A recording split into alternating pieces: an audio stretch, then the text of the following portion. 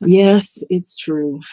A congressional candidate that's running currently he's a known open pedophile who wants to legalize rape by making women property. Let me say this again. My title says congressional candidate wants to legalize rape. So I left off some of it because I wanted you to see who this person really is. And I'm going to, it's it's crazy. You would have thought that we've seen it all, but it honestly, this is sinking to a new low. Okay, Daily Cause, and this is the title, and is it the name of the staffer that wrote this article is Wagatwe Wanjukai, and congressional candidate is a pedophile who wants to legalize rape by making women property. This is very scary. I saw this really early this morning, and I couldn't believe what I was seeing. So this is the guy here, and the Young Turks, they did a video about him. So if you want more,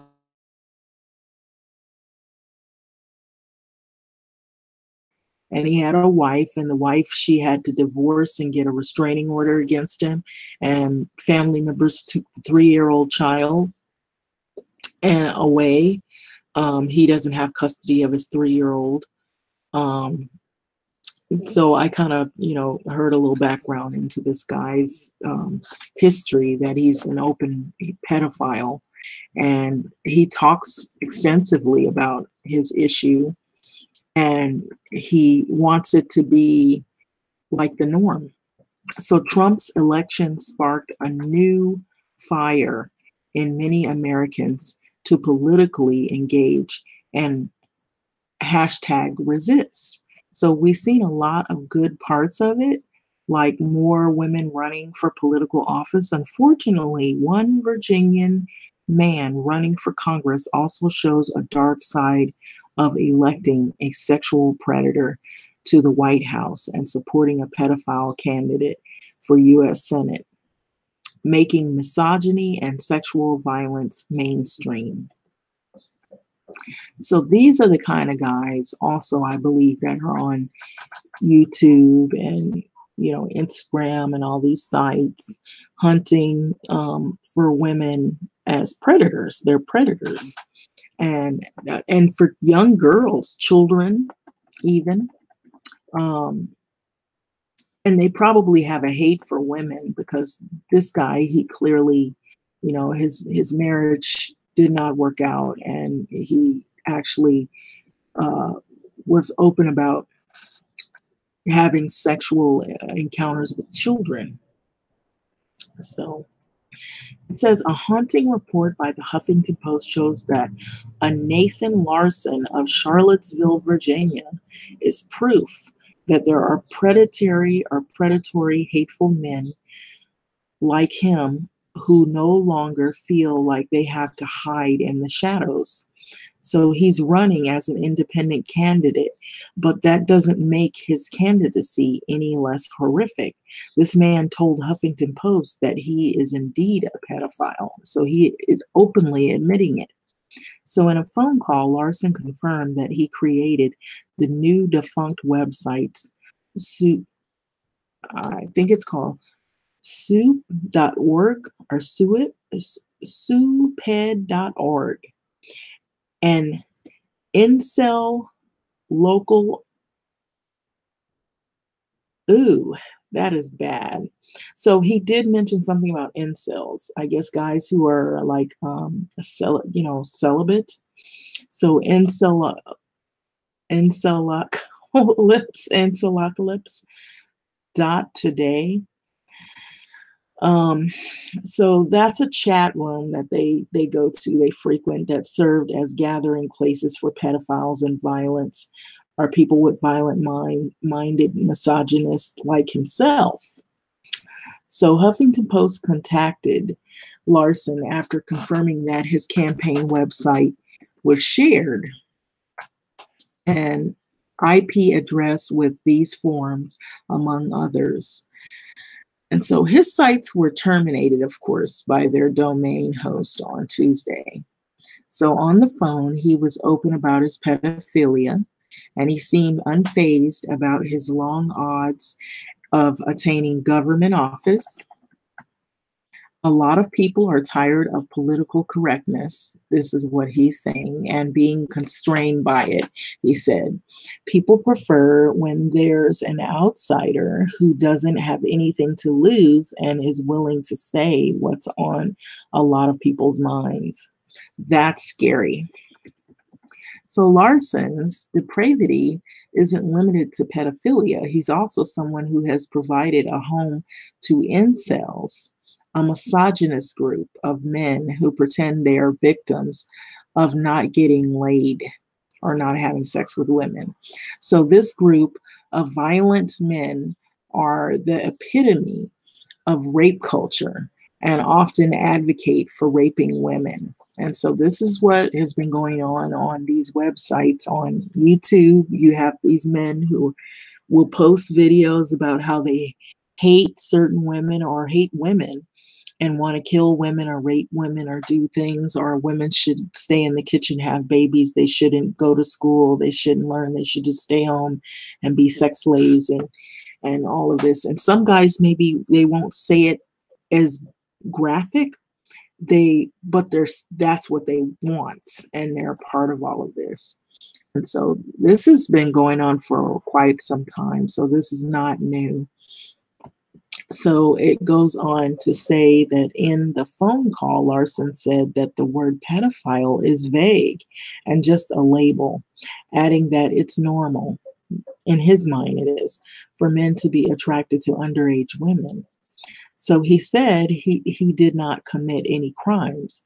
In a 3,300 word essay on Encephalips today titled "Here's How to Psych Yourself Up to Feel Entitled to Rape," Larson tells other members, don't forget feminism is a problem and rape is the solution. So all these guys who are telling you Black women that feminism is, they need to get rid of them, they might be a part of these groups. They might have the same mindset. A lot of the stuff that they're doing comes from these groups.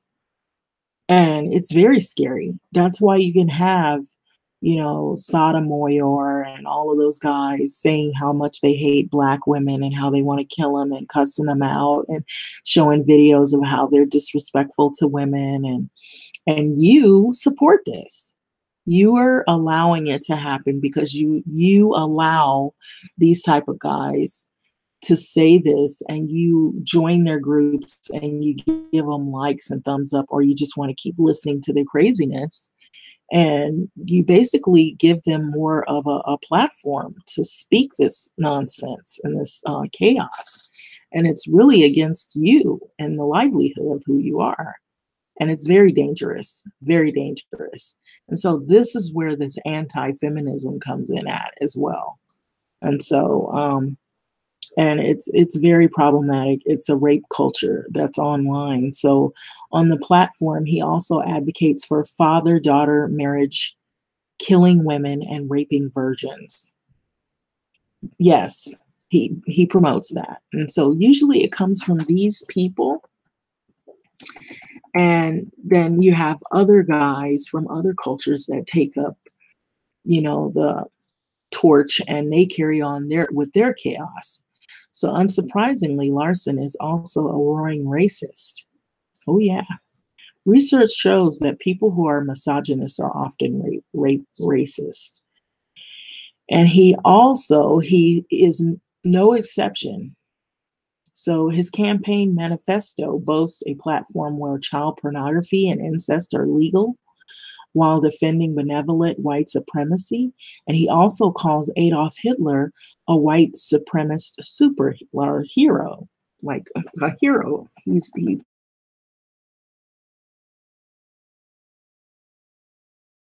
for the seat, but he sent the Secret Service a letter threatening to kill President Obama in 2008 and served 14 years in prison. And he ran for Virginia's House of Delegates 13, District 31, actually, and didn't even get 2% of the vote. So this guy, he's able to do all of this, and nobody has. There's so many flags about this guy. He's just running around out, and he's not the only one. Look at all of the people that subscribe to his channels. And so it's very disturbing. So, however, it isn't the possibility of him in Congress that makes it so scary. It's the fact that he is so brazen and feels safe enough to advocate for rape, child abuse, and white supremacy on a national scale. So he's not even hiding it. This is a guy who his craziness, he's letting it all out in the open. He wants you to know what kind of person he is. He's not even hiding it. And this is just but one of many. And so this is very alarming.